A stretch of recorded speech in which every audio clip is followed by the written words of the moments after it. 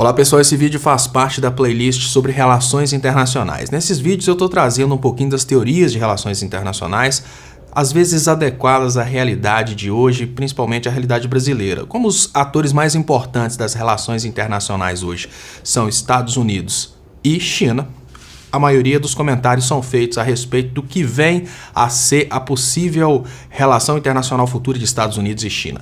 Nesse vídeo em especial eu vou falar sobre a teoria do realismo. Eu busquei essas informações a partir da teoria do realismo estrutural de John Mearsheimer. Então, volto a dizer, se você não concordar com alguma coisa desse vídeo, converse direto com o John Mearsheimer. Eu não sou o criador dessa teoria. Mas vamos lá. A teoria do realismo, ela é completamente oposta à teoria do liberalismo. Então, se você ficar revoltado com essa teoria, assista a playlist sobre liberalismo que você vai ter todas as respostas para o tipo de ideologia que você gosta. Segundo a teoria do realismo estrutural, é a estrutura do sistema internacional que causa esse tipo de comportamento entre os países, que faz com que os países busquem cada vez mais poder militar para se proteger ou até mesmo para coagir os demais países a fazerem aquilo que eles querem. É aquilo que o realismo chama de poder coercitivo, é o poder de obrigar os outros países aceitarem a imposição deles. Então, o realismo estrutural entende que o mundo é anárquico. Quando a gente fala que o mundo é anárquico, a gente não quer dizer que o mundo está todo bagunçado, que o mundo é um caos. A gente está querendo dizer que acima do governo de cada país não existe um governo estruturado e legitimamente constituído para tomar conta dos países, para ter certeza que os países não vão fazer bagunça. Vamos trazer isso para uma realidade brasileira para ficar bem fácil de entender. Suponhamos que o estado de Minas Gerais decida fazer guerra com o estado de Goiás. Isso não vai acontecer, porque por mais que o estado de Minas Gerais e o estado de Goiás tenham as polícias militares estaduais, acima das polícias militares estaduais, existe o Exército Brasileiro constituído para pôr ordem na casa. Então, dentro de uma estrutura federativa como o Brasil, existe, digamos que, um ente superior, que é a federação, para tomar conta do que os estados fazem. E exatamente por isso que você nunca vai ver, por exemplo, o estado de Minas Gerais ou o estado de Goiás entrar numa corrida armamentista, num desespero para constituir um exército para um se proteger do outro. O estado de Goiás não vai montar uma polícia militar para se proteger do estado de Minas Gerais, mas vai montar uma polícia militar para fazer, digamos que, o trabalho de policiamento interno.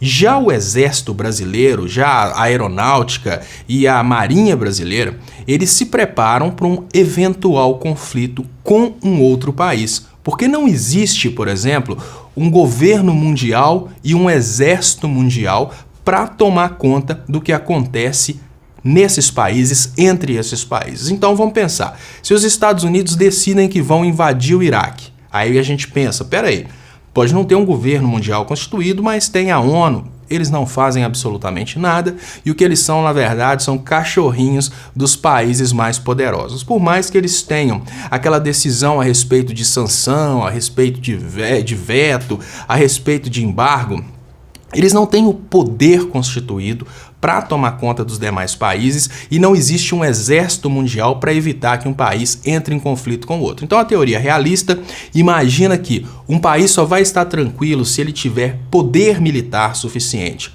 para evitar que outros países entrem em conflito com ele. A teoria realista, ela não pensa que um país tem que ter poder militar para sair invadindo tudo. Não é uma teoria nazista, por exemplo. É uma teoria que pensa que se um país for muito frágil, aquele país vai acabar virando vítima de outro país. E esse vitimismo, essa vitimação de outro país, não precisa vir necessariamente sob a forma de invasão militar. Ela pode vir, inclusive, sob a forma de concessões. Vamos imaginar que um país muito poderoso, por exemplo, os Estados Unidos, impõe ao Brasil determinada medida, como, por exemplo, aceitar que o exército americano faça operações lá no estado do Amazonas. É uma coisa que, nas relações internacionais, pode parecer absurdo você imaginar receber um exército de outro país dentro do seu país. Mas como o Brasil é um país muito fraquinho, o Brasil é um país que não tem como peitar os Estados Unidos, ele acaba aceitando esse tipo de coisa. Agora vamos imaginar que os Estados Unidos tentem fazer o mesmo tipo de imposição para a China. Vira para a China e fala, olha, a partir de agora nós queremos um pedaço da China para a gente colocar o nosso exército estrategicamente colocado para ameaçar um possível rival aí na Ásia. O que a China vai falar? De jeito nenhum. E os Estados Unidos vão tentar bater de frente com a China? Não, porque a China tem um exército muito grande, a China tem armamento nuclear, a China tem tecnologia de guerra. Isso é a visão maior do realismo. Então o realismo se divide em dois pontos de vista, que é o realismo ofensivo, que imagina que o poder do Estado tem que ser maior para ele ter hegemonia. Essa teoria, eu volto a dizer, é uma teoria do Mischman. Então, se você não concordar, você tem que ir lá reclamar com ele. O que eu estou passando para vocês é a teoria. Então, vamos lá. O que o Mischman imagina? Um país tem que ser extremamente mais poderoso que os demais, porque ele tem que mostrar poder para pôr medo, para ser o hegemônico. Uma outra corrente do realismo, que é o realismo defensivo, ele já imagina que um país tem que equilibrar o poder, tem que ter um equilíbrio. O que ele tem que fazer, na verdade, é mostrar que não é interessante para aquele país poderoso tentar invadir, porque existe um equilíbrio de poder. A diferença é que no realismo hegemônico, existe aquela ideia de que quanto mais poder, melhor, porque os demais vão ficar com medo. Já nesse realismo defensivo, existe esse raciocínio de que o poder existe para te dar medo nos demais países, exatamente para que os demais países não venham invadir, porque você tem condição de se proteger. A crítica que se faz é o seguinte: no raciocínio do realismo defensivo, você admite a figura da coalizão. Por exemplo, os Estados Unidos são bem poderosos, é difícil bater de frente com os Estados Unidos. Mas se a gente imaginar uma coalizão entre China, Rússia e outros países, a gente já vê que é possível os Estados Unidos perderem uma guerra. Já no hegemônico, que é o ofensivo, eles já imaginam o seguinte: por mais que possa haver uma coalizão, se você é o hegemônico, você está na condição de vantagem, porque uma coalizão nunca vai funcionar com a mesma eficiência do que a hegemonia própria. Então, nesses dois tipos de raciocínio, está sempre aquela visão de que quanto mais poder, melhor. E nesse sentido, o Mischman, ele pontua uma coisa interessante, que é que os Estados Unidos um americano nunca vai dormir preocupado em sofrer um ataque. Porque se a gente para pensar, ele tem um mar de um lado, tem um mar do outro, tem um país extremamente mais fraco, o Canadá por cima, um país extremamente mais fraco, que é o México por baixo. Então, eles estão tranquilos quanto a isso. Então, vamos lá pensar, né? O realismo clássico, ele pensa: o ser humano tem a personalidade de possuir o poder como fim. Assim, a natureza humana é fazer tumulto quando no poder. Já o realismo estrutural, é o que eu estava falando até então, que imagina que o sistema internacional, ele não tem uma ordem pré-definida, ele não tem digamos que um vigiador maior, e é por isso que isso leva a essa condição de anarquia, e essa anarquia leva à condição de conflito. Então, nesse momento eu faço um contraste. Existe o realismo clássico, que é aqueles pensadores que imaginavam que o fato do mundo entrar em guerra é tão somente porque o ser humano quer o poder como fim. Então o rei acaba de assumir um poder, por exemplo, vamos pensar antigamente, o simples fato dele ter chegado ao poder e dele ser um ser humano, ele já coloca na cabeça dele a ideia de sair dominando tudo, ele quer o poder como fim. Já o realismo estrutural imagina que é a não existência de um controle maior acima dos estados. Então como que a gente imagina isso na realidade de hoje?